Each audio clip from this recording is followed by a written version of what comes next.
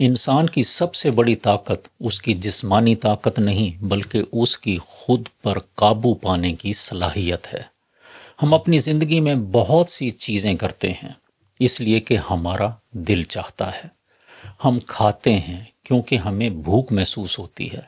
ہم بولتے ہیں کیونکہ ہم کچھ کہنا چاہتے ہیں۔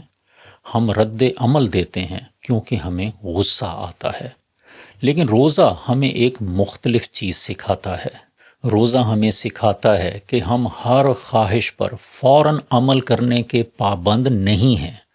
ہم اپنی خواہش کو محسوس کر سکتے ہیں مگر اس پر عمل نہ کرنے کا فیصلہ بھی کر سکتے ہیں، اور یہی اصل آزادی ہے۔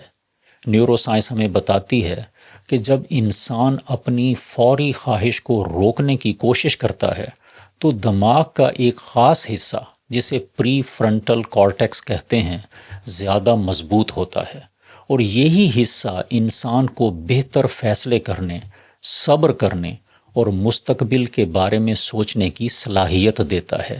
روزہ دراصل اسی حصے کی تربیت ہے۔ جب آپ پیاس میں پانی دیکھتے ہیں مگر نہیں پیتے، جب بھوک میں کھانا سامنے آتا ہے مگر آپ انتظار کرتے ہیں، تو آپ اپنے دماغ کو مضبوط بنا رہے ہوتے ہیں۔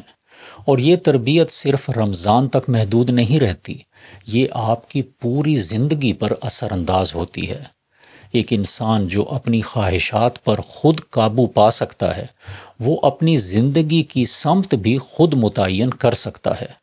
رمضان ہمیں یہی طاقت دیتا ہے، خود پر قابو پانے کی طاقت۔